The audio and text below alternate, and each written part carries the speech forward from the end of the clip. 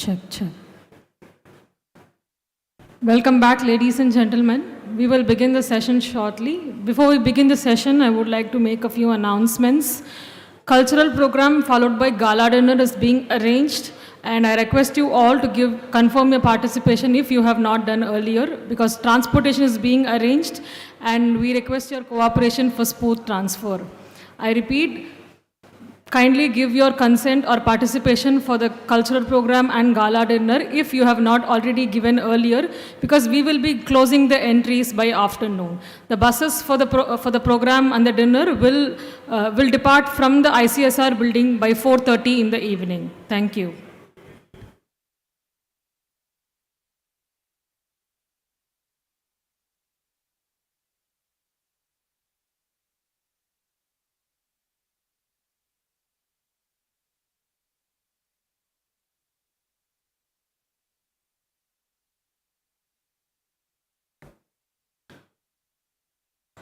Good morning and a very warm welcome to this second high-level panel discussion as a part of the Water Security and Climate Adaptation Conference 2023.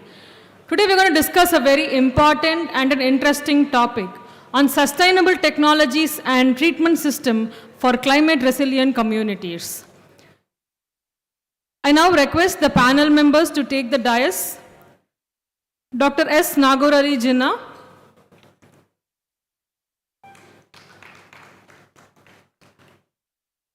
Professor Liji Philip,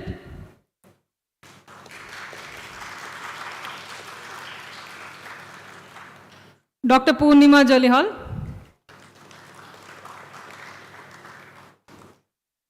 Dr. Ahana Lakshmi, Professor V.R. Muralidharan,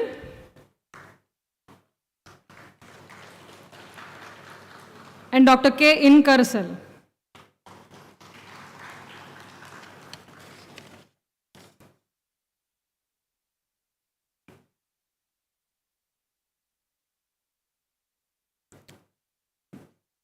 It gives me an immense pleasure to introduce the panelists for today. First, we have Dr. S. Nagur Ali Jinnah. Dr. Jinnah completed his degree in agriculture and post-graduation in management from IIM Ahmedabad and PhD from Tamil Nadu Agricultural University. His career spans as an Abadian with 37 years of experience in development banking, institutional development, and rural banking supervision. He played a key role in improving systems of purveyance of Rural Infrastructure Development Fund. He had a significant role in the conceptualization and operation of Warehousing Infrastructure Fund and Special Fund for Food Processing. He served as chairman of Government of Tamil Nadu High-Level Committee on revamping of Tamil Nadu State Land Development Bank. He recently completed a 2-year term in August 2020 as Financial Consultant, Government of Tamil Nadu Finance Department Secretariat. We welcome you, sir.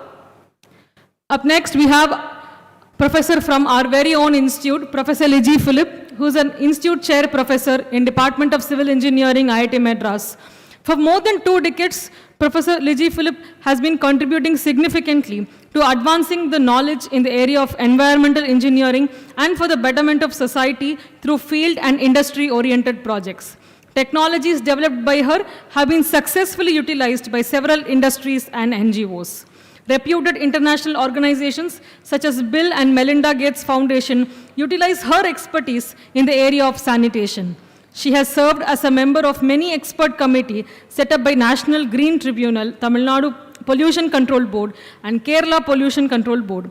She has also executed many socially relevant projects. We welcome you, ma'am. Up next, we have Dr. Poornima Jalihal, scientist in National Institute of Ocean Technology, NIOT.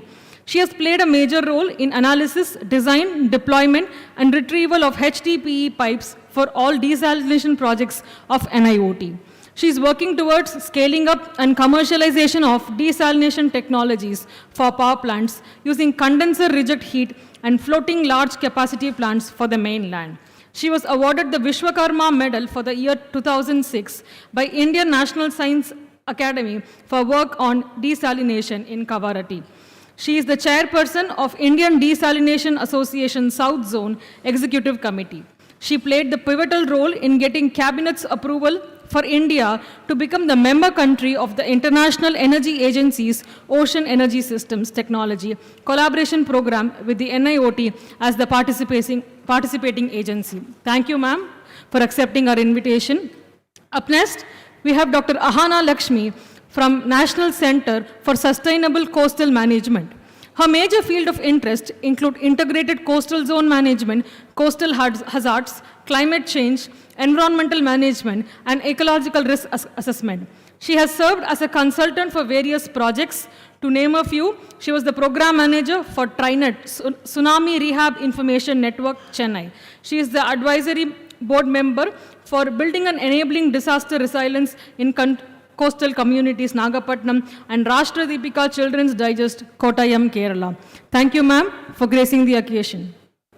Up next, we also have our very own professor from the Institute, Professor V. Muralidharan. He is the professor in the Department of Humanities and Social Sciences, IIT Madras. His research interests include healthcare economics, history of healthcare in India, and technology and health policy. He has carried out research studies for the state government of Tamil Nadu, Chhattisgarh, Government of India, WHO Delhi, and Rockefeller Foundation's New York, to name a few. He served as a member of the Mission Steering Group of the National Rural Health Mission, Government of India. He was a member of National Course on Bioethics, supported by the Indian Council of Medical Research. He is a member working group on vaccine cost-effective analysis of the National Technical Advisory Group on Immunization in India. We welcome you, sir. And the last member on the panel is Dr. Ing Karasal. He is a doctorate in agricultural sciences and he is currently the general manager in NABARD, Chennai. He has 3 decades of development. Development areas in natural resource management, climate change adaptation, and funding for rural infrastructure. He has also headed the climate change vertical at head office in NABARD for the sustainability for GCF and NAFCC. We welcome you, sir. It's indeed a great honor to have such eminent personalities on stage, and we hope we get good, fruitful discussions and insights on the topic. I now request the chair for the session to take over.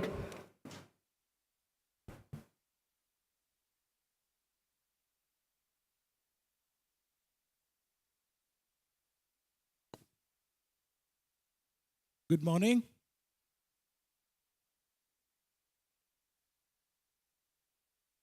Eminent panelists, learned delegates, both live and offline, ladies and gentlemen, it is a pleasure to join you this forum and share my thoughts. Today's topic, sustainable technologies and treatment system for climate resilient communities, is a means to an end. The end being human happiness. We not only plan for our times, we also planning for our grandchildren's times. Well, to my mind,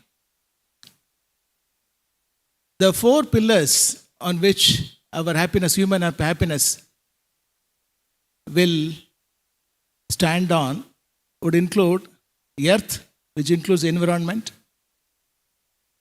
economy, which includes employment,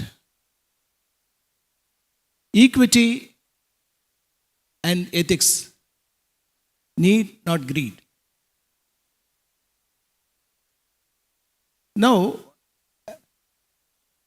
today's, I will make a few initial remarks, followed by the eminent panelists sharing their thoughts on each of the 7 questions which has been raised by the, our members, audience. Okay. Now, what do we understand by climate resilient communities? Okay. We know there are a few aspects of it, which means carbon neutrality, the ability to manage a disaster, climate disasters, whether floods or drought, ensuring food security and livelihood security within the climate change aspects, etc. Okay. Now, isn't any example? Okay. The Commonwealth Dominion has already become, in 2017, the first country to become fully climate resilient. All of us know that. There are also some cities, some communities which have made several models which are replicable, not exactly transplantable, but replicable with some kind of a local modification. For example, Chicago, the vertical gardens, vertical farms of Chicago is one example. The smart grids of Aston in US is another example, which is done in a PPP method. Third one I can think of is a Mississauga in Canada, where the low impact development models have been adopted by the city corporation, where the annual runoffs, water runoffs have been reduced by the extent of 80%. And water quality has been improved with hardly any content of phosphorus or heavy metals. One more outstanding example is the Netherlands, which is prone to a lot of floods, extreme climate events like floods. It's a project called Room for the River project, has been a very successful model which can be applied for other countries which are low-lying. Now, there are also some other models in funding. Being a development bank, I should also talk about funding. KfW, for instance, the German Development Bank, it gives, subsidized credit for, or, concessional credit for energy efficient buildings. You are all aware of that. There is a Tamil saying, "Yetu churakai karikku udavad," which actually means, in translated in English, that a fine theory in a paper need not work on the ground.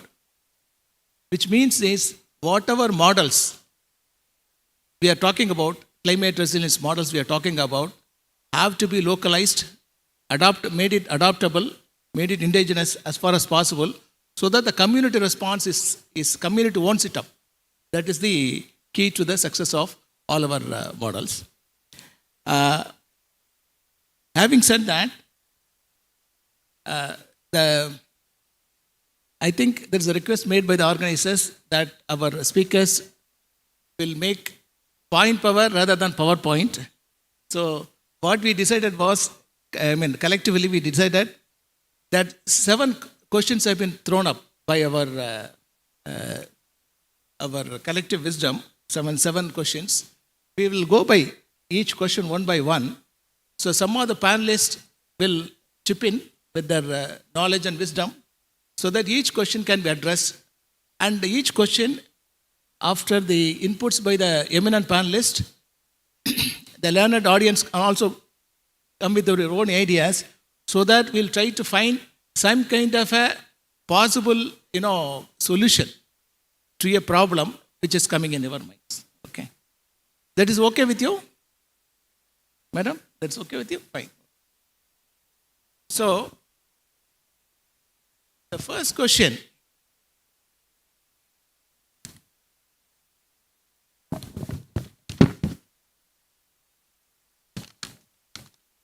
which rises, what do you mean by the truly climate resilient city or region? How can we move towards it? Maybe Professor Lily? Professor Khanna? Thank you, Chair. So, if you look at what a truly climate resilient city or region looks like or feels like, from my perspective, I would say anything, a place where you can recover from an extreme event in the shortest possible time. So, you will have an extreme event and we have to plan for that. But the planning ensures that recovery is fast, and that is very important. So for this, we need sensitization of the people, sensitization of the politicians, sensitization of the government, of every aspect. So we have to understand that whenever we talk about resilience, we have to talk about rapid recovery. So that I would say is a prime point. The second point that I would like to say is that there should be awareness that there is change in the long-term climate parameters. That awareness should be there. And when we talk about a once in a 100-year flood or a once in a 100-year drought, it doesn't mean that, it's going to happen only 100 years from now. It can happen tomorrow. It can happen day after tomorrow. So that aspect has to be understood by a lot of people. So it's very easy for scientists, for many people to say 1 in a 100-year period. But we have to understand that a little better. So again, I would say that ability to recover, flexibility in our approach, participative action to ensure that recovery is fast would make a place, a city, a region climate resilient. Thank you. Professor Lily? I would like to add to Dr. Hannah's points because she told I completely agree with whatever she mentioned. So we have to change ourselves when we have to have a resilient city, climate resilient city. Because now, as the chairman was mentioning earlier, people are living or for material greed is existing. So we have to change from that one to need situation. Because if you use excess, definitely it will be having an impact on the planetary system, the climate, and all the things. So we have to change our living style and our attitude. That is one thing we have to do. And another thing is we have to have infrastructure, resilient infrastructure, because unless our infrastructure is resilient, if any disaster happen, coming back, bouncing back will be very, very difficult. Because, if, take the case of buildings. If the buildings are not built properly, any disaster comes, any flood comes, it will be getting destroyed. And bouncing back, we have to rebuild again. So resilient infrastructure is essential. When we talk about water and wastewater infrastructure, if we are putting the wastewater treatment plant in the low-lying area, the floodplain, definitely it will be very, very difficult. And another thing we have to look into is, whether we are managing our waste properly, because that will be having a significant impact on the resilience of the cities. Because the flood is there, everything will be getting contaminated. And if you are not doing it properly, so we have to look into those things in a holistic manner. Then the resources should be equitably distributed. That is another thing, because many a times when any of these impacts or climate effects happen or these disasters happen, the poor or the marginalized are the one who is maximum affected. So those things also the city has to take care. Or a complete community involvement is needed, and education about the disasters and the climate change impact is very, very essential. Thank you, Professor. Professor Muralidharan, you would like to? Thank you. As an extension of Professor Liji's point about building a resilient and robust infrastructure, I wish to add, emphasize, particular building a robust public healthcare delivery system during times of crisis, for example, is an important dimension of what we mean by resilient healthcare system. So during COVID, those states that had a good, relatively good primary healthcare system, they were able to cope with the consequences that we would have otherwise be suffered from. So this is evidence-based. We have experienced it recently. And there are other dimensions of resilient healthcare system. For example, working with other departments, very crucial. And we realized, again, during COVID, that in normal times, had we had such level of cooperation across departments, we would have certainly, during normal time, we'll have a very effective public system. So I think that's the point I want to emphasize. Yeah. Good morning, all. I think I am the odd man out here, and I am basically, representing a banking developmental bank. Most of my points would be, related to kind of what you call the field level experience in what we have been doing with a couple of bilateral programs with KfW and GIZ of Germany. We did some umbrella program on natural resource management. We did some watershed management. We did some tribal development programs. Likewise, we have done so many programs. Basically, our bank is almost kind of a 8 trillion as on date INR, and it would be soon reaching 10 trillion INR. And most of our interventions are towards a green project or towards kind of what you call the resilience building measures. So having said that, coming to this point which was raised to me that, what is resilience?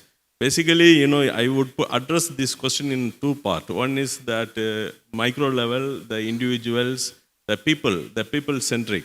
The second one is at a macro level. The micro level, I think many of my respected panelists, they talked about creating awareness. Absolutely, it is necessary. But individual awareness is not going to reach the kind of scale. So we would bank on the community mobilization. I think the task ahead of mitigating or adapting to a kind of situations which is creating in climate change cannot be addressed by a small group. It has to be jointly addressed. It has to be a kind of a community build-up. And then second is that most of the policies, I think policy to people at macro level, I think the policy ecosystem should be easy and it has to be transferred to the people at the earliest. Otherwise, it will remain in paper, probably the people may not take into. Then third is that it also requires some kind of innovative models, pilots, which can demonstrate the effect as well as the ill effect of the climate change. Then the banking industry and the government supporting departments should design a few developmental projects or models which can be with a special kind of covenants and it should not be kind of a normal any loan product. It has to be a special loan product. So these are the initial remarks I would like to say at this point. Thank you. I think a few important points have come out at the cost of repetition. I think I would like to say this. Madam said rapid recovery is one of the key components of being a resilient CRC, climate resilient community. Planning and designing, Professor Lee said, planning and designing infrastructure, which will bounce us back, is a very key determinant of the CRC. Then educating and reaching out to the vulnerable communities is another important feature of CRC. Responsive public health, as told by Professor Muralidharan, is a very important component of a CRC. And apart from community education, community mobilization, along with some pilots for GR initiatives, CRC initiative, is the way forward. These are the few points which have come out. We have a lot of learned audience from the various continents representing this workshop. Any further points which you think, which fulfill our definition? What is our concept of a, climate resilient community?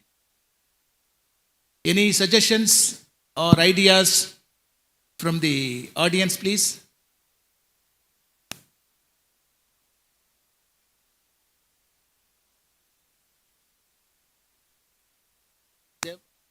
Sir. Yeah. Anybody can raise their hand? Yeah, please. Please raise their hands.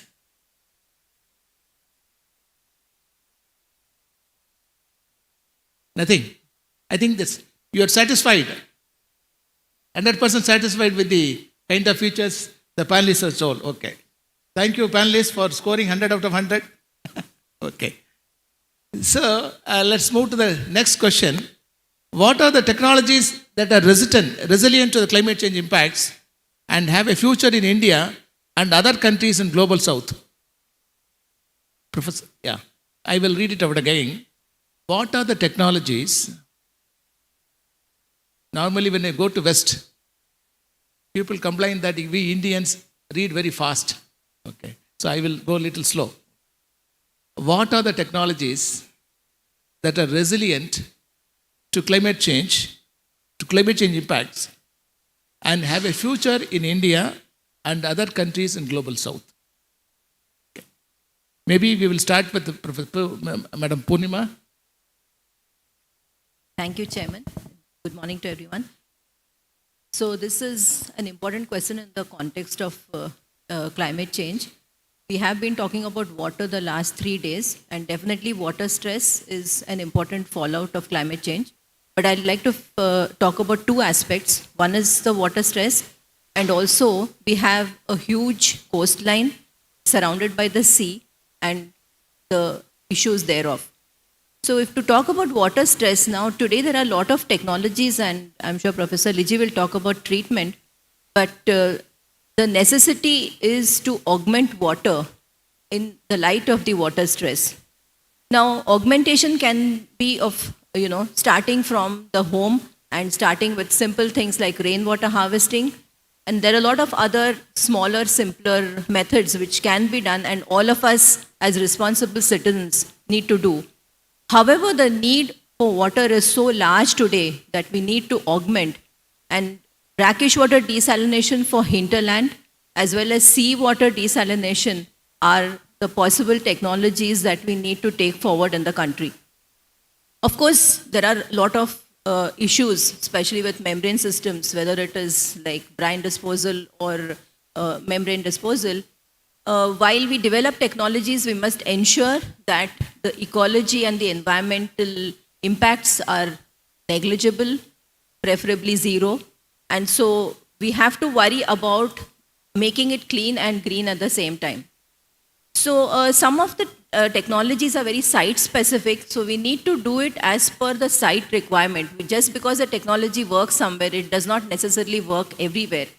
Some of the technologies are like quite green and clean and have been developed, like the low temperature thermal desalination developed by NIOT. This has worked very well in the islands and is now being scaled up because we have a huge coastline.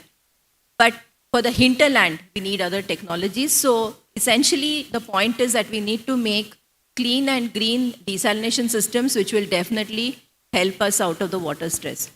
On the other hand, we have a huge coastline, and today the climate change impact has led to worsening of the cyclones severity as well as the number of cyclones we are now seeing per year all around the coast.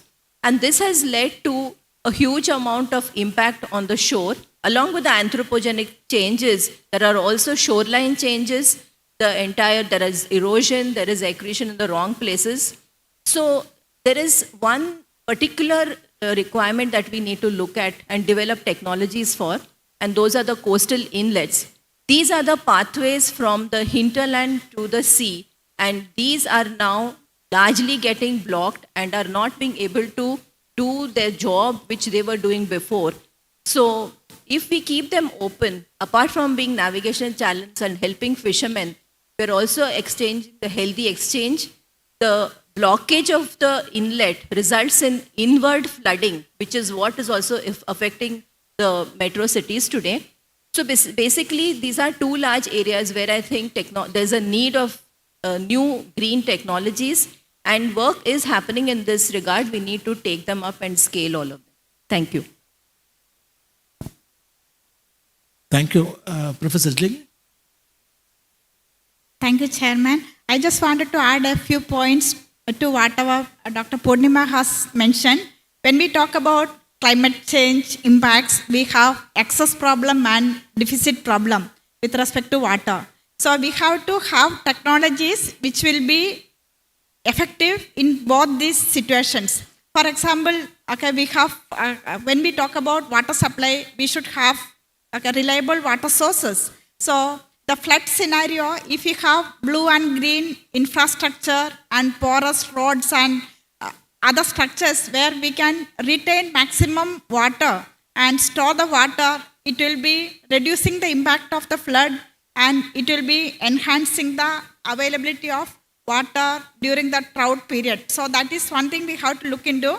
And another thing is, when we talk about technologies, during drought period, the water quantity is less, so the quality will be very bad.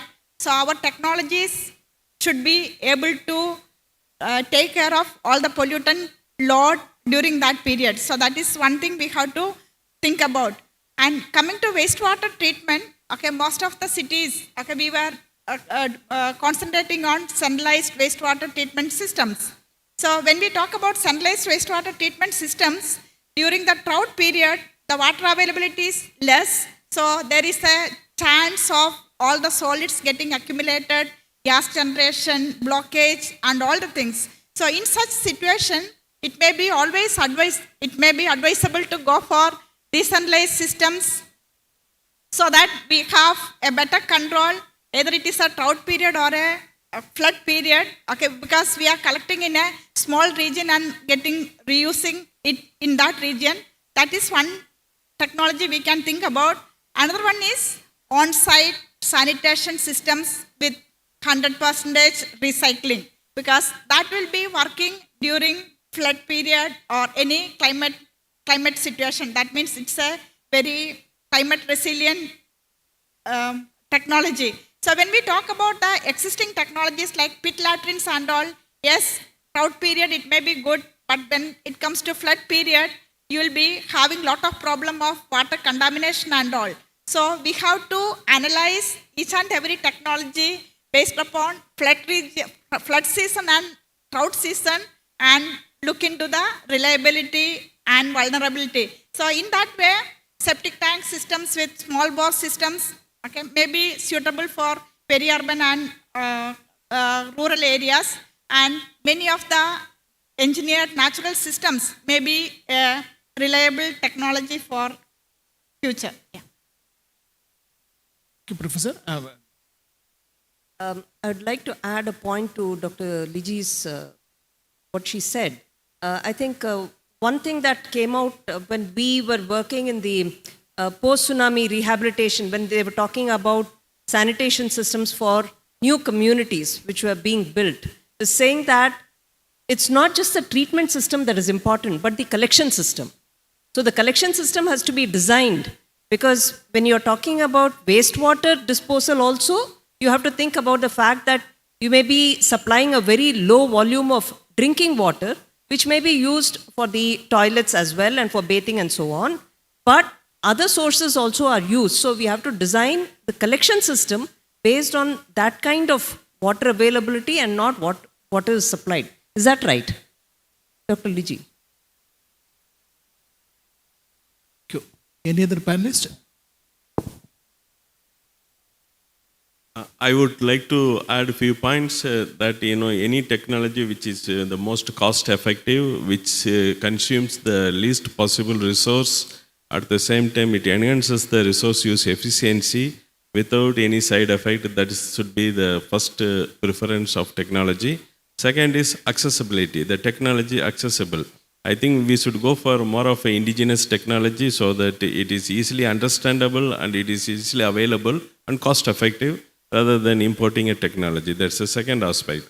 Third one would be, if it is, the technology which are, addressing most of the sustainable development goals. It's basically, for example, the responsive consumption. So the technology means if it is a responsible consumption, the food should be reaching without any filterage, without any wastage, so that, the food is consumed at right time, it is not wasted. Just one example I would like to quote like that. So that kind of technologies are the need of the hour. So we have to work on that. And I think our country has a lot of technologies, especially in the field of agriculture. One particular, I would put it one example for under agriculture, that is one variety may not meet the requirement of the vast country like India. Today's news, I think they were talking about the kind of resistance of one particular paddy variety, which is a longer duration. So that longer duration variety is not suitable, so that, because it draws more water from the ground. So we may have to go for a shorter duration. At the same time, if we are going into the deltaic regions, the shorter duration or the varieties which are very short, probably they may submerge during the cyclonic time. So we may have to have a couple of trials and error and fix different varieties suitable to different places. So these are the things which we look into. Thank you, panelists. I think many ideas have come. I think one of the major clean and green solution, desalination, is one of the technology which Professor has pointed out. And Madam was mentioning that, Madam Mahana was mentioning that even in the sanitation system, as Professor Ziliver, it should be end-to-end solution, which means not only we should look at collection but also disposal. And Dr. Ingersoll was mentioning that it has to be appropriate, low cost and indigenous so that it is adopted by the local communities. Okay. So, friends from the audience, can I see any raising hands? Yeah.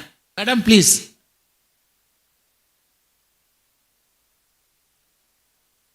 Please introduce yourself. Yeah. Yeah, I am Dr. Madhavi Ganesan, Director, Center for Water Resources, Anna University. I just want to add a point. We can have a watershed, integrated watershed management, which is already existing as our pod expert. As he said, each state is having its own indigenous method. If you take with respect to Tamil Nadu, we have got our own tank system. That is a major resources for industry as well as for agriculture and also our domestic needs, right?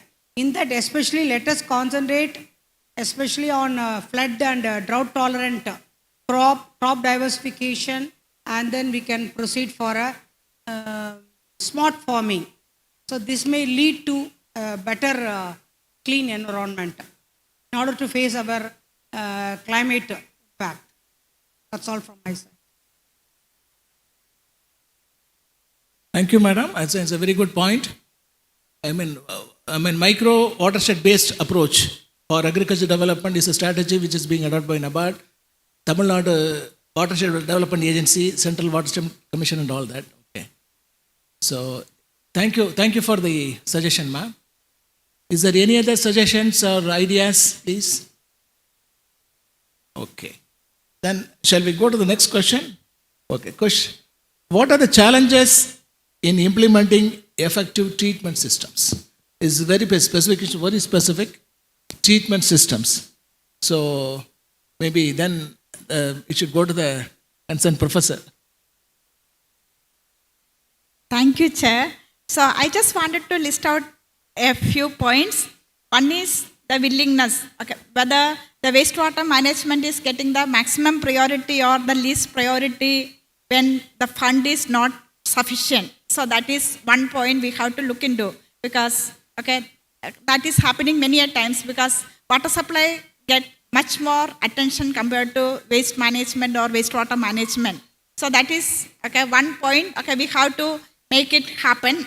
Okay, and now the government is okay, very positive about it, but long way to go. Second one is, many a times when it comes to waste management systems, people doesn't want to have it in their backyard. So land availability is a problem. Okay, so that's why now people are talking about going for decentralized systems and all the things, so that that type of a problem is not coming into a picture. Then another thing, what I feel is people are not understanding the importance of wastewater or waste management. What is its implications? Not many people are completely aware of that one. Once the awareness is improved, many people will be demanding for that one. For example, in India, even today, less than 35% of the wastewater is getting treated.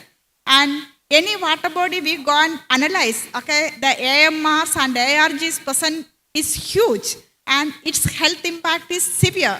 So people are not even aware of that one, what is the impact of this ones, okay? So that is another thing. Then another point I wanted to make is, lot of technologies are available, lot of players are there in the field. So people do not have much idea about what is the best technology I can choose for my given situation, which is climate resilient, which is going to meet my need. Okay, many a times that type of a knowledge is not there, or it is not available for the general public or the needy one. So whatever somebody comes and tells, they select that technology and put it, many a times it will not be functioning and it will not be meeting the requirement. So the holistic approach of waste management is missing. So I think this Thank you, Professor. Dr. Hannah. Yeah, again, one of the key points that has to be emphasized here is what she said, which is that not every solution will work, even if it's a very good solution. Technologically, it may be very good, but it may not work in a particular situation because of various reasons. And again, going back to the post-tsunami context, we found that the social and cultural aspects actually played a very important role in the design or in the acceptability of certain solutions. So for this, actually, when they prepared what is called a sanitation policy, I don't know what happened to it after that, but it was not just a single solution that was offered to the many small communities that were reconstructed along the coast, especially in Nagapattinam. So what they did was to have a kind of algorithm which said that, if you look at the number of houses that have been built, what kind of water supply is there, what is the ground situation in terms of the water level, water table in the ground, what is the slope of that place, what kind of collection system and distribution system is possible. They took all that into account and then came up with different kinds of clusters of solutions, which probably will make more sense. So using that kind of an algorithm to come up with solutions and making the government aware that this kind of system can be implemented in a climate resilient methodology is probably important. Thank you. Any point? Respected Chair, kindly allow me to twist your question. I catch only the word treatment.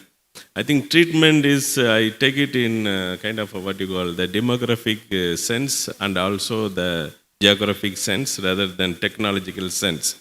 The treatment means, I think you should empower the people, how best you are making him a partner. That kind of a twist, if you give any technology, would work. Until otherwise, the ownership is coming from the person for whom we are developing a technology may not work. So that mindset is a kind of a treatment. That is my first point. Second is treatment is also addressing to the natural resources. Many of our natural resources, for want of need, more requirement, the resources are getting depleted, right from soil, water, all these things are getting depleted. So how best we can restore? So there are some treatment requirements. I think I have already told about the watershed. I would talk about the tribal development program, wherein the tribals are, by literal meaning, they migrate from their habitual place to the other place for their livelihood. So why can't we make their livelihood in their own place so that, they can be empowered to kind of live in the same place. At the same time, their land is not allowed to degrade further. So treatment, I took it in two sense. One is the human treatment, another is natural resources treatment. Thank you very much. I just want to add something with regard to the AMR, antimicrobial resistance, that Professor Liji pointed out. One of the main reasons why it occurs is also because of the prescription pattern and consumption of drugs. In India, for example, over-the-counter you can purchase without even a prescription. So such is the level of regulation we have. But what some countries are doing now is to actually have continuing education program for physicians to reduce the prescription of antibiotics.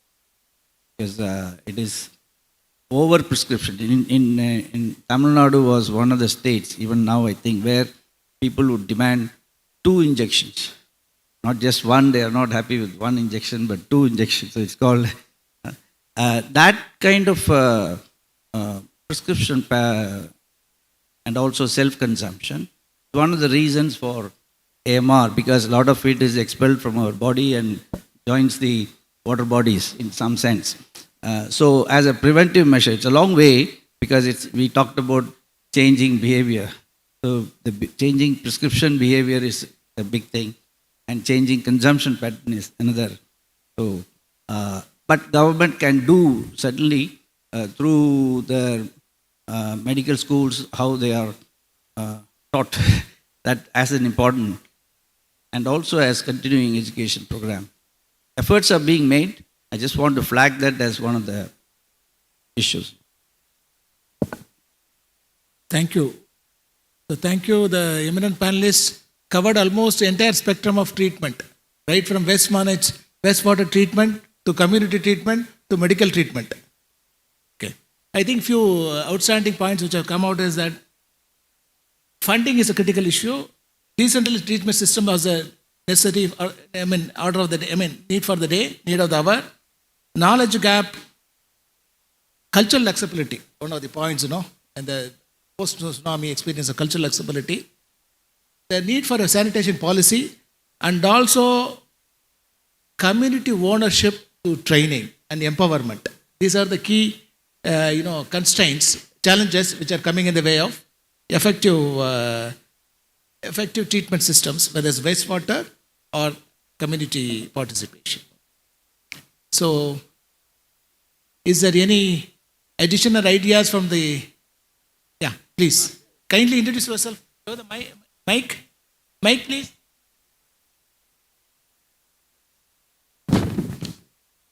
Respected panel members, I am Dr. Ilam Valudi from Anna University. Yes, sir. It's not my question, it's the insights for the panel members to throw some light on it. The point is with respect to the second and third questions. Chennai is geographically situated such that when the question of October, November months comes, when the rain season comes, we get a lot of flooding. And as a result, we found the people are not stagnant, they're not able to be in their homes. And it so happened that they have to keep their terrace ready when the rain comes. When the weather forecast comes, and when the weather say that at least there will be going to be a 1 week of continuous downpour, all the Chennai Vasis are very scared.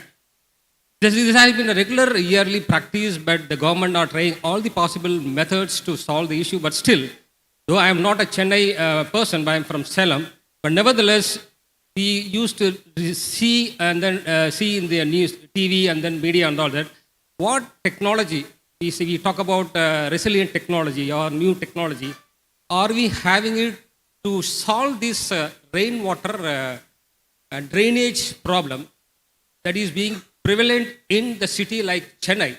It so happened that coincidental that this conference also being conducted in October, November, which is the rainy season in Tamil Nadu. I want the panel members to throw light on this, please. Thank you. As ocean expert, you like to. Thank you, sir, for the question. Actually, there are two facets of it. You're very right, and this is a real serious issue. There is actually, our sister concern has developed a flood warning system. It is a GIS-based thing. It's already been, GIS-based thing has already been done. This is being done by IIT Bombay and several other academic institutes right now. But there are two facets, like I said, the internal planning and the stormwater drain or the stormwater drainage system, that itself, at least the Chennai metro is taking it seriously, and a lot of places they have been revamped. But like I made a mention in my earlier point, that the coastal inlets play a big role in draining water.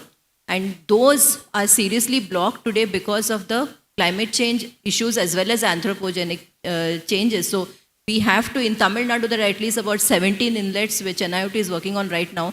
If we can keep the inlets open, a large part of this can be mitigated. We can actually reduce the urban flooding also which happens in this northeast monsoon. I hope that answers. Thank you, sir. It's a classical example of how climate change would pose a kind of a challenge on the existing infrastructure. So it is the best example I would quote.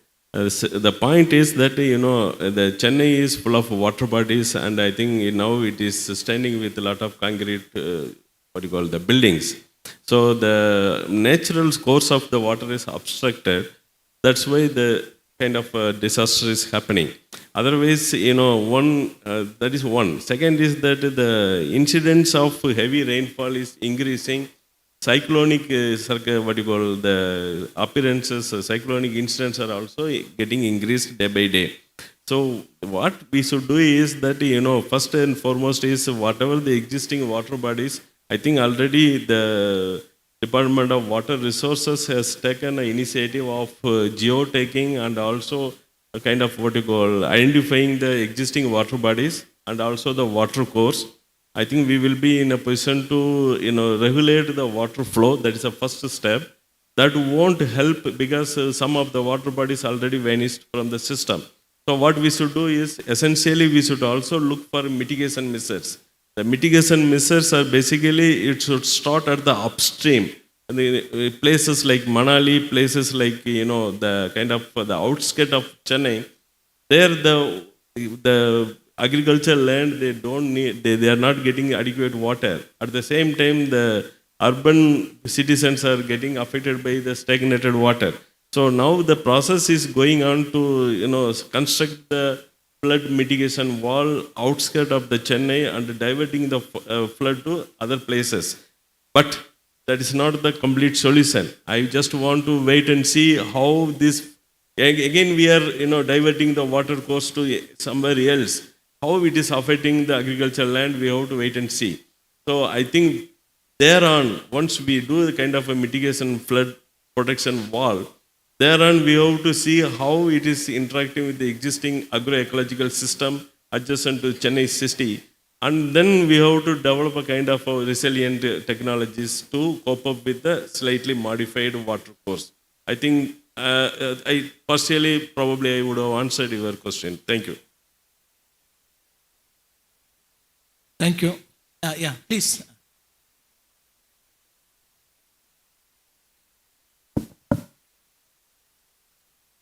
Hello everyone, this is Priyadarshini from Center for Water and Sanitation. So just to add to the point where we were talking that how nature-based solution, technology and bridging the financial gap we can overcome climate change. Just to add to that, that leveraging upon existing infrastructure can also bring in climate resilience to the city. And to that, I would like to give an example of one of the city which we are working on, Gandhidham in Gujarat. It is a coastal city, and the city almost like every household has bore well, groundwater recharge structures. Not the groundwater recharge structure, but the bore wells. So we thought that why can't the households who has already these existing bore wells recharge through having simply a very simplified plumbing system, and through that they can actually recharge their groundwater. And as it is a coastal city, it has salinity in the groundwater, so this will help it to reduce the salinity of the water of the groundwater. Along with that, it will also decrease the saltwater intrusion which is happening due to extraction of groundwater. So these steps can also help cities where they can look at that how their existing infrastructure can be leveraged and not a big fund or amount is required to cope up climate resilient situations. So just this I wanted to add on to that. Yeah. Thank you for sharing the Gandhidham experiment. Please. Hello, sir. My name is Sarit Shashidharan. I am from Ernst & Young. Sir, I think I just want to build on the point that Professor Liggi mentioned about very genuine point, not in my backyard, which is generally faced, right? People want good treatment facilities, but not around their vicinity. One potential way which I think government of Odisha has tried, for whom we work for, is when we design treatment systems, make sure about the elements that communities or laypersons care for, the aesthetics of it, the look of it, the feel of it. Does it actually look like a treatment plant, or does it look like a community park where people can go around in the periphery and also enjoy? So landscaping has been an integral part of the treatment itself, not just for the aesthetics, but also for the wastewater reuse as well. Another thing I'll build on to Sir from Nawad who mentioned about including community in the process. And earlier, sir, you mentioned about indigenous technologies. I'd also say that including community in the operation maintenance of it as well, which Odisha and also Maharashtra has done, through integrating self-help groups in the operation and maintenance of the treatment facilities. That builds a huge amount of ownership for communities to continue with the treatment plants going forward. See, plants get constructed in 1-2 years, but the operation maintenance continues for 15-20 years. So that's where we need a long-term model, which I think communities are best placed to handle. So the technology, when designed or selected, maybe if designers can keep this angle of, okay, is this something that a local community with some amount of upskilling, can they handle it? If the answer is yes, then we have a long-term model there. Another social change that we saw with this model again in Odisha is we had transgender members starting handling fecal stress treatment plants and also now water treatment plants in the state, which urban Odisha has done. One unintended consequence that we saw is, so if I speak for myself, I grew up, in Gujarat. For me, transgender person is a very different person. But now when I think younger children from our schools in Odisha go to these treatment facilities, they see a transgender person managing the facility, telling them about the engineering side of the plant. I think for those children who are seeing those transgender people in a very different way, it's a fantastic societal change that we also get from this. So these are some of the points maybe we can. Thank you. I had an opportunity to, very good insights. Opportunity to work in Orissa. Which part of Orissa is it? All of Orissa is a water surplus state, normally compared to Tamil Nadu. Yeah. Water supply and also cyclone prone state. Yeah. So this is all 115 cities in the state have done the same approach. 57. Yeah, 115. Okay. Thank you. Thank you. He told about Orissa. I am tempted to explain one important aspect of community mobilization. I think the difference between the first super cyclone and the second super cyclone is the first super cyclone was administered by the government authorities to evacuate the people. And I won't say that it is because of that, but it is one of the probably contributing factor. That is 10,000 plus, the innocent lives we lost. But in the second cyclone, I think hardly 10 people lost because the local community, took the responsibility of evicting the people. So that is one. Second is we did some Palasur and another nearby Kendrapada, one place is there wherein a lot of flooding used to happen. So what NABARD has done is that we started one project called Pedicum Fish. So half of the land is dug and lifted into the another side, wherein the fruits, vegetables, paddy cultivation is there. The pond which is created as a result of digging the soil that made to use fisheries. So something like that. Yeah. So looking at the clock, I think we should another 15-20 minutes only left. We have 4 more questions to address. Okay. The fourth question, thank you for the inputs, Rangang sir. What are the paradigm shifts needed for design and technology development in the face of impending climate change? What are the paradigm shifts needed for design and technology development in the face of impending climate change? How can we make existing technologies sustainable and climate resilient? So, yeah, I will give it to. Thank you, Chairman. So this is an important thing for what the policymakers need to do. So we have been talking about various systems that need to be developed. Professor Liji was talking about treatment, I was talking about desalination and many other kind of technologies also being developed. So the need today, the major paradigm shift in our thinking is to go renewable. So most of these things where energy requirement is there, we must try to go towards powering with renewables, whatever system it may be, whether it's treatment or desalination, we should try to go with the renewable energies so that actually while you're mitigating the water stress, you're also not harming the environment by creating additional carbon emissions. So we have to look at it as the energy water nexus has to be addressed in this way by making everything clean and green. Next thing is that actually there should be a paradigm shift in the thinking of the policymakers. See, people forget, everybody wants, like somebody was mentioning low cost. Yes, everybody wants low cost. But when a new technology is being developed, it cannot be cheap on day one. You know, the solar energy has taken about 4 decades to reach this 2.2 rupees per unit today. And after so much of government intervention and so much of subsidy. But on the other hand, newer technologies are not being seen in that light. You want to be like that 2 rupees on day one, which is really not possible. So the need of the hour is that the policymakers have to make a roadmap and then check which systems can have low footprints, low carbon emissions, and which can be helpful for local communities as well as metro cities.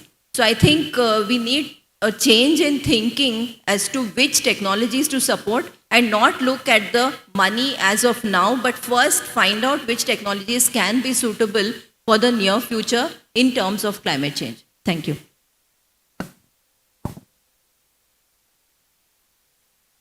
Professor Muralidharan?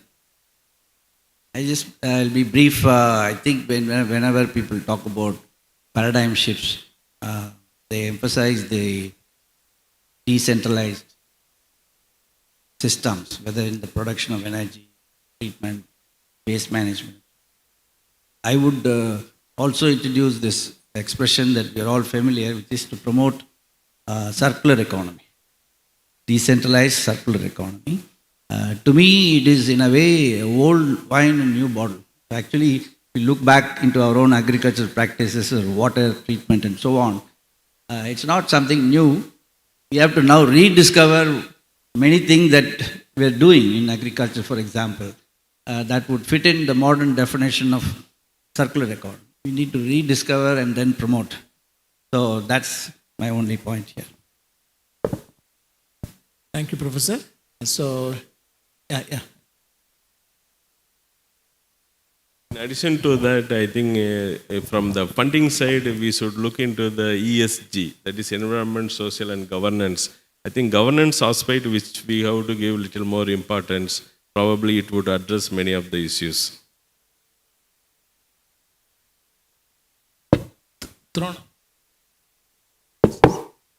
Many issues have been thrown up by our panelists. So is there anything our audience can add to it? Any raising hands? Okay. So shall we go to the next question? What are the public health issues with respect to climate change? How it can be mitigated? What are the public health issues with respect to climate change and how it can be mitigated? I will give it to Professor Muralidharan, who is an expert in the field.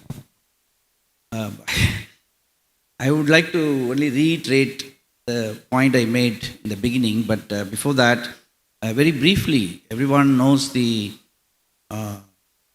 fact of potential risks that we face as human beings arising from climate change, either directly or indirectly. For example, people can understand the impact of climate change on heat wave, therefore health stress, therefore potential loss in your productivity, apart from many other debilitating effect on your body and mind. Especially how it alters through the various rainfall and floods, the changing patterns and spread of infectious diseases.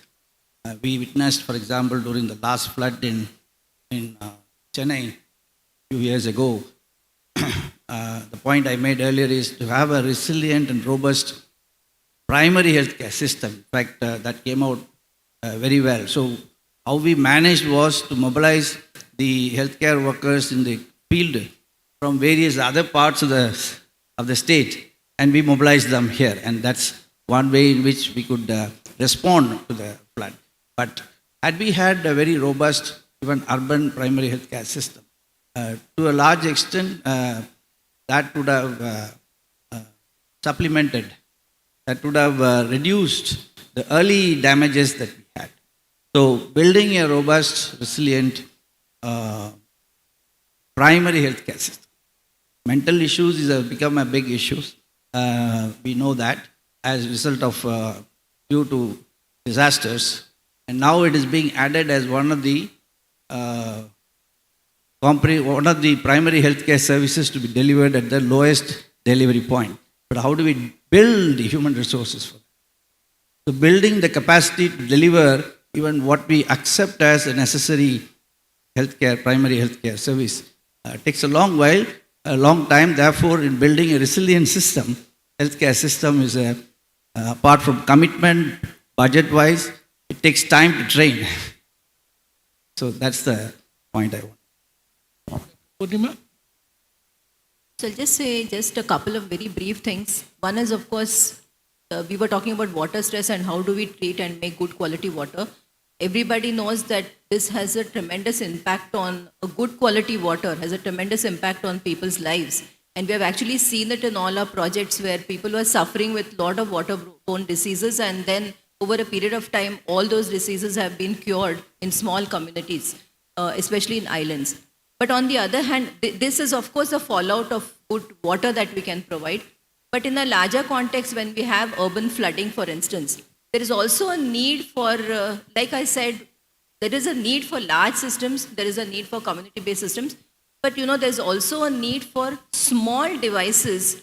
And in my opinion, really, in renewable energy, every watt matters, and in water, every drop matters. So if you're having a flood, there are a lot of small inventions which have been funded by the DST and CSIR, where instantaneously you can have clean water in a bottle by a community where flooding has happened. So this kind of things we have to propagate more. These don't require any energy, but you are ensuring a larger public health awareness as well as impact by not only large systems, but by also by small interventions like this. Thank you. Yes, sir. Because of climate change, I think the snow line has gone up.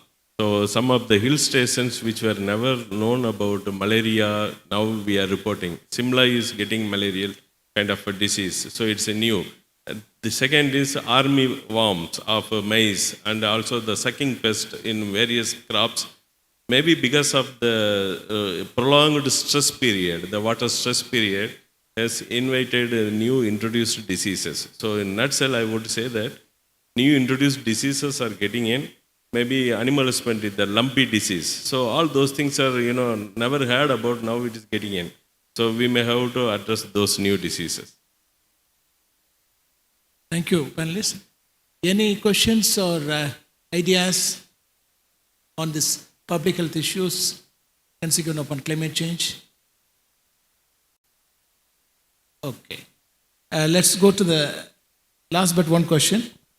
Question 6, what are the foreseeable opportunities? What are the foreseeable opportunities for restoring water bodies in Chennai city? This is a local issue of Chennai city. As someone was mentioning, that during last 40 years in Chennai's history, Chennai has lost about 70% or more than 70% of the water body areas. Now I will give it to Professor Ling. Thank you, Chair. Yeah, we all know that Chennai is known for its cities, its lakes, and Chennai is known as a lake city because we have a lot of lakes, okay, but most of them are encroached. So the lakes will be acting as a sponge for the city. So it will be taking care of the flood, water access problem as well as the drought problem also, because if you store it, it will be available for the future. And Chennai city has taken many initiatives. I will explain one of the things, because Chennai, the population is around 80 lakh people. We generate large quantity of wastewater, and like any other cities, much of the wastewater is going untreated or partially treated, and it is contaminating the existing water bodies.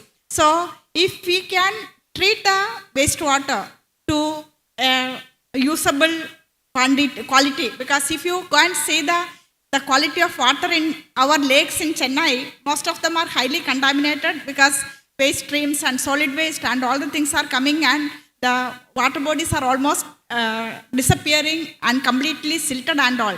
So if we can treat all the wastewater like what Singapore has done, their rivers they have regenerated. Similarly, if we can regenerate our water bodies, the lakes with the treated wastewater, and we have to treat it to that level that it will not be creating any problem. And the same thing can be used for potable purpose. It will be handling the water excess and water deficit condition. We have done in our campus, and it was replicated in 2 places in Chennai city, one in Nesapakam, and tomorrow you will be seeing that one, and one in Perungudi. What we have done is the wastewater, the secondary treated wastewater is subjected to tertiary treatment. It is not RO or anything. It is only ultrafiltration followed by RO, ultrafiltration followed by ozonation for the disinfection. Then the water is transported to the water bodies, and from the water body, it is again taken and treated for supplying in the city.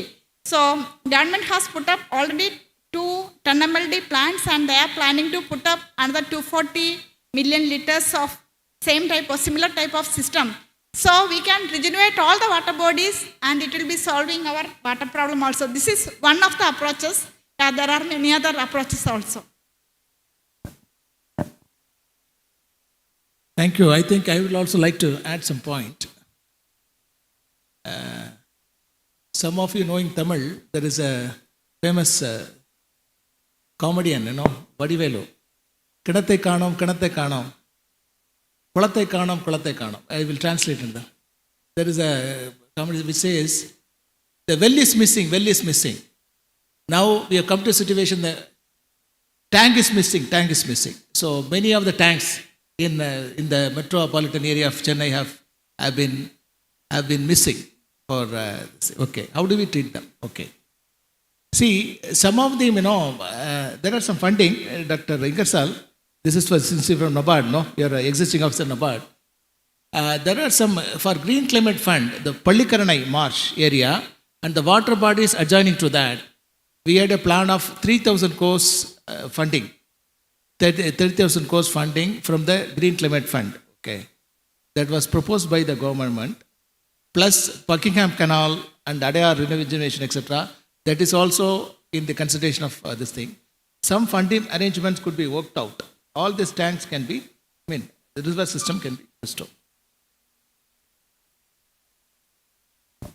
Yes, sir. Thank you. I will be brief about this Pallikarani experiment. I think our Tamil Nadu state government has started many missions, including Green Mission, and the present setup is more keen to rejuvenate, rehabilitate Pallikarani. It's one of the,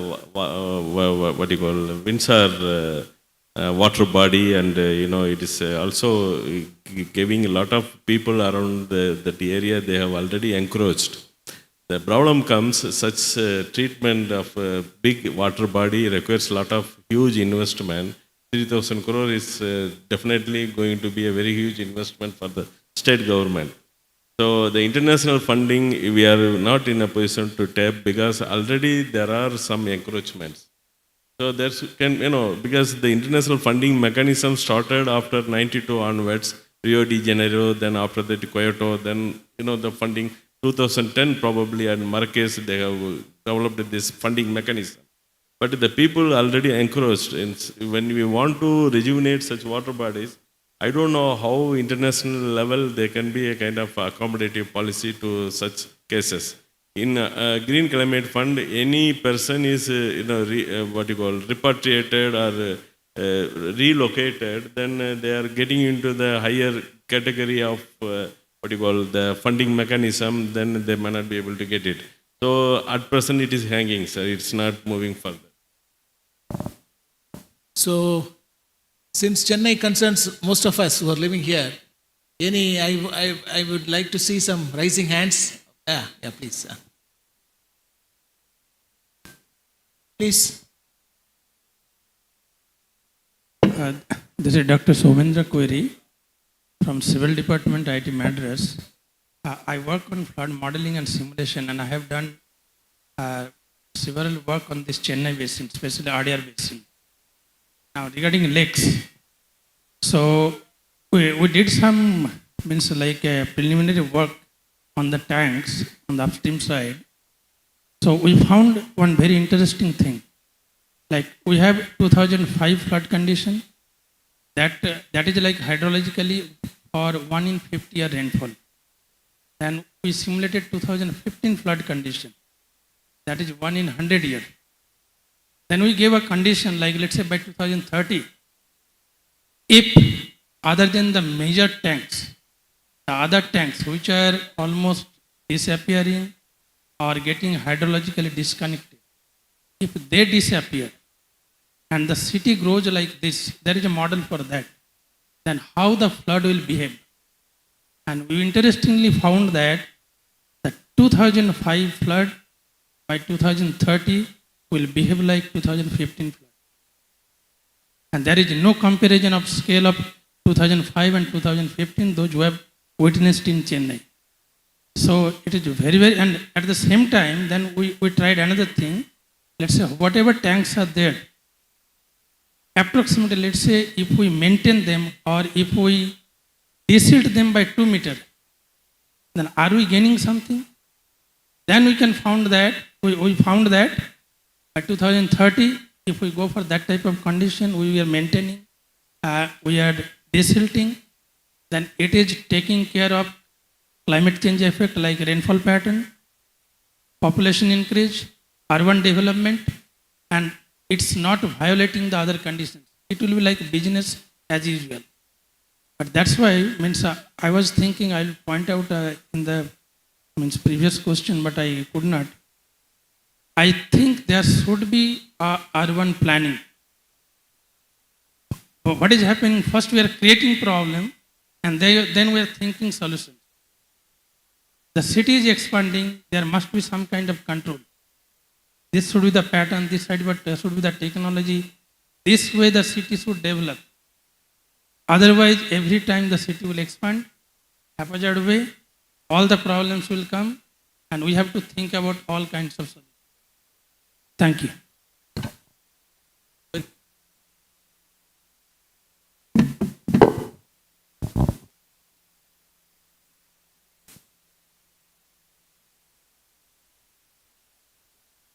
Thanks for sharing the simulation learning experience and the need for underscoring the need for rigorous urban planning for climate resilience. Thank you. Is there any other? Yeah. Somebody from the back? Yeah. Yeah. I'm Dr. Prince, working in National Institute of Ocean Technology. My interest is on invasive aliens.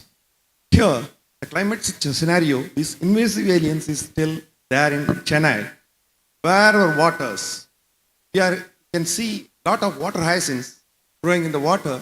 Actually, it is introduced by in the British colonization period itself. Still, it is a big problem in all our water tanks, all our waterways.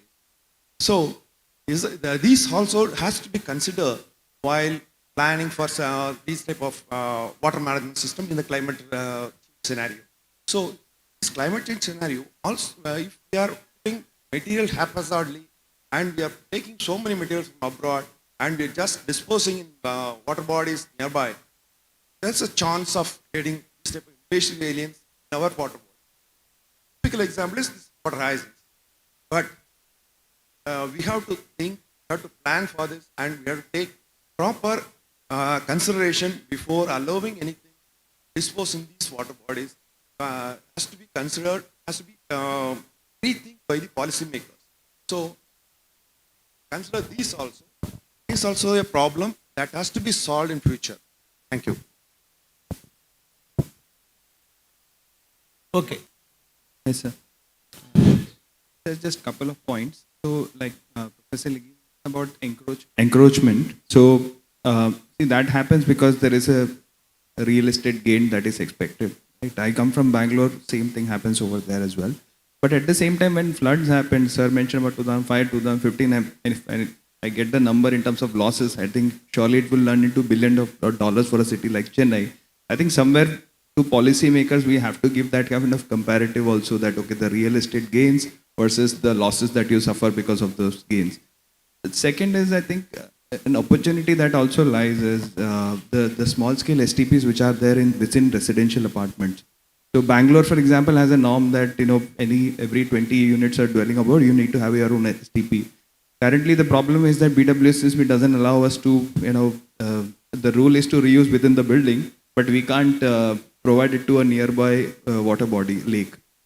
Maybe that's also an opportunity that, organization like PCB, I don't know the regulations here, but that's an opportunity. 20% roughly of a city's water is treated in decentralized small scale STPs within apartments and commercial buildings. So that can be explored. Thank you. Thank you for the inputs. So last questions.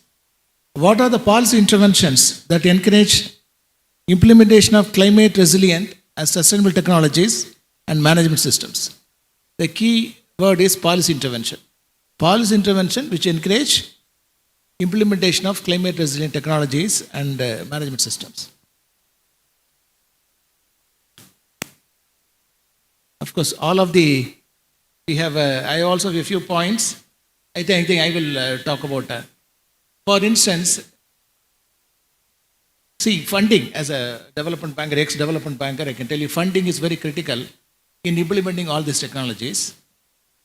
I have two policy action, one for Government of India, one for Reserve Bank of India. Reserve Bank of India considers these investments these loans under climate resilient technologies for priority sector up to certain cap, with a certain cap. Banks will be encouraged. Okay? The Government of India can also give some support in the form of credit guarantee, like in the case of MSMEs. That could be a policy support from Government of India, which will encourage many of the climate change intervention developers, technology developers in a bigger way. Second aspect I wanted to this is regarding the private investments. As far as public investments in infrastructure or technology provision in the public sector is concerned, some of the corporations, like for instance, tomorrow Government of Tamil Nadu wants to start a corporation, Chennai Climate Resilient Community Corporation, which will invest on climate resilient technologies within Chennai. So they need funds. As it is, the budget of most of the state governments are fiscally stressed. Okay, they are coming under the 293, which is a technical, kind of a thing, which is a fiscal responsive management bill.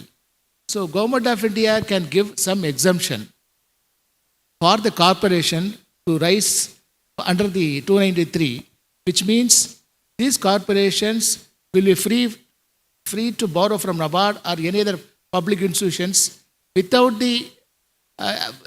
beyond the ambit of fiscal responsive management bill, which will also encourage state government to invest more through the corporations. So, Thank you, sir. I think coming to the policy interventions, probably I think we should look into the robust growth of bond market. Now we should look into the social and ESG-based bond market. We should encourage. The policy should go towards that. That is one. Second is we have a commitment, international commitment towards the climate change that I think we are supposed to grow 33% of our forest back into kind of from the 21% of our overall forest area to 33%.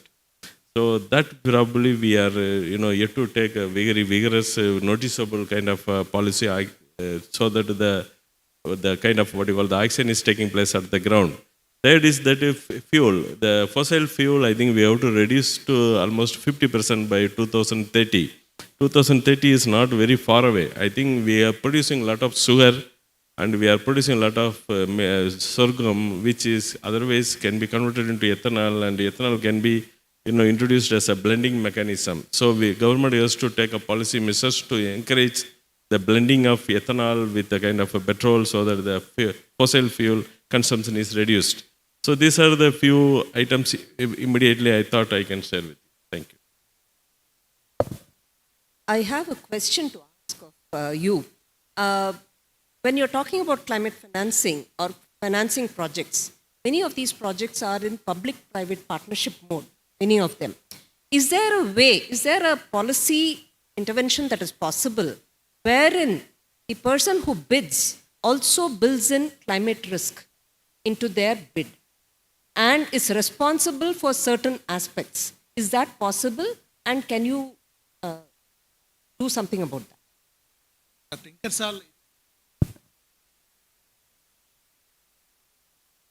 Yeah, I think it's possible, and it is the need of the hour also. And I think we have to redesign the kind of project preparation itself.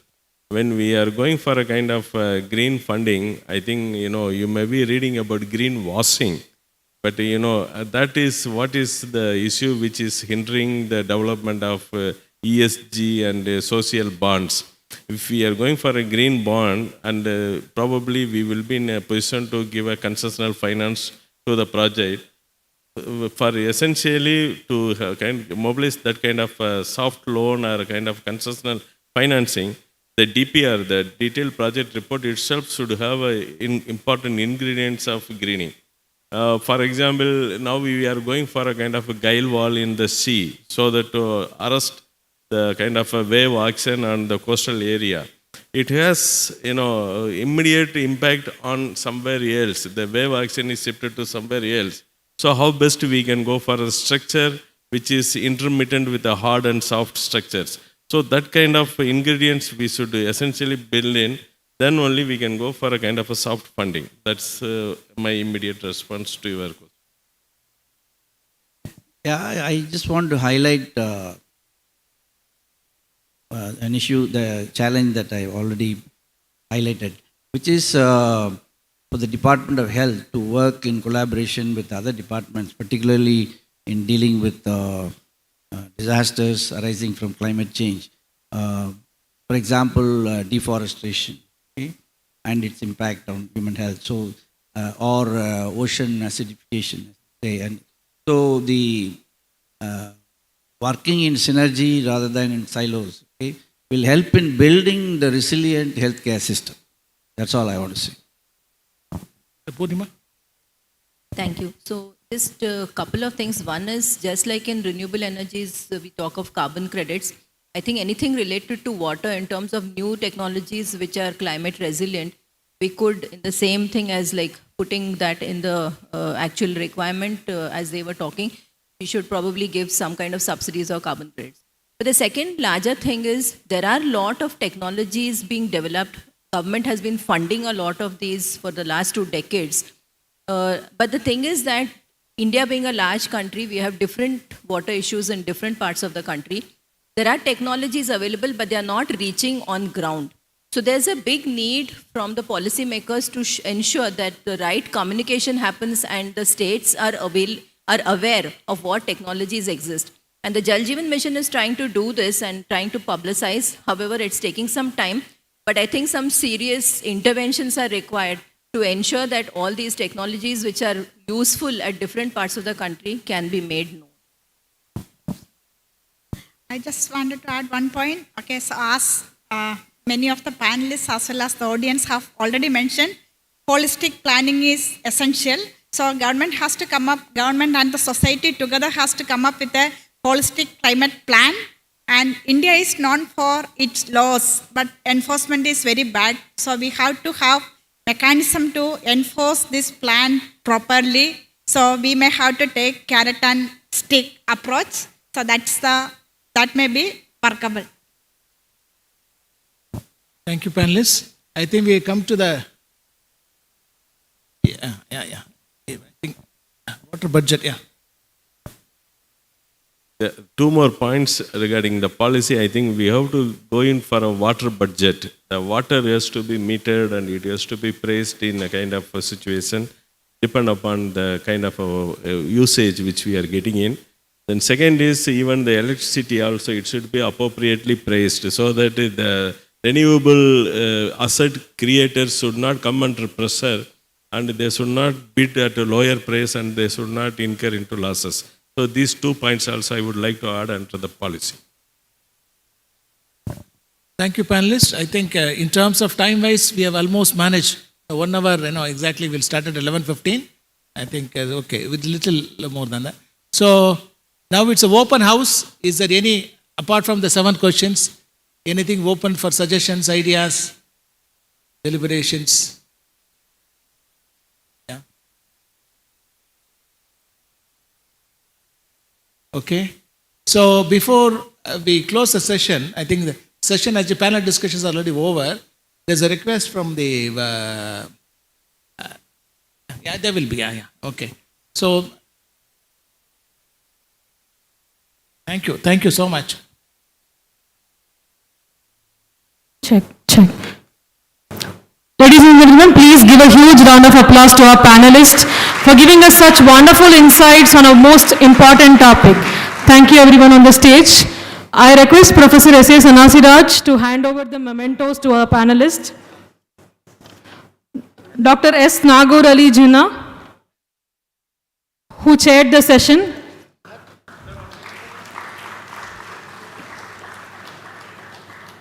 Professor E.G. Philip from our very own institute, Department of Civil Engineering, IIT Madras.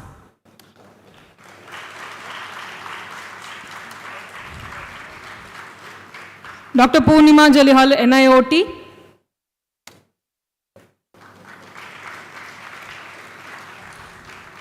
Dr. Ahana Lakshmi, NCSCM.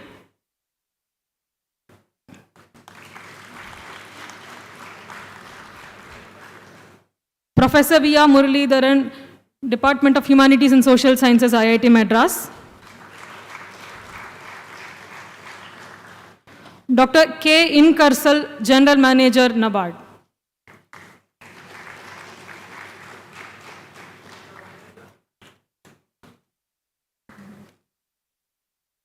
Thank you, panelists. We'll now break for lunch. Before we break for lunch, we do have a special request from the NABARD team. So they are here to display the solutions to decision support system to enable the administrators to take decision on a real-time basis with respect to disaster and water conservation. So we'll have the panelists leave the stage and we will be displaying the video based on the request from NABARD for you to enjoy. And then we will also break for lunch. And after the lunch, there will be a small briefing session regarding the technical tour at 1:45 p.m. Those who have registered for technical tour 1, you will be briefed about what goes into the tour, which is happening tomorrow by Dr. Chandan Sarangi in Hall 3 at 1:45.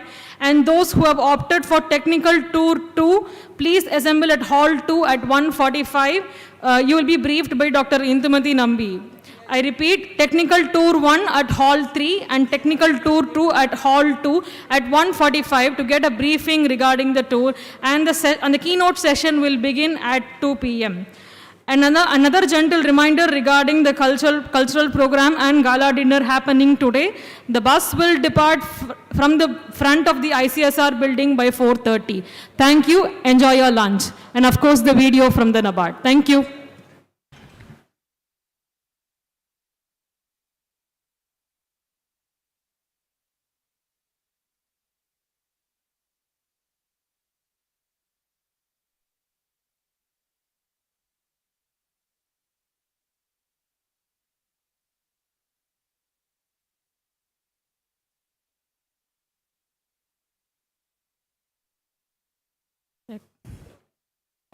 Check. This is the final call. Please register in case if you have not for the gala dinner and for the technical tour. We will be closing the registration for gala dinner and technical tour by afternoon. This is for the smooth transportation arrangements. Thank you for your cooperation.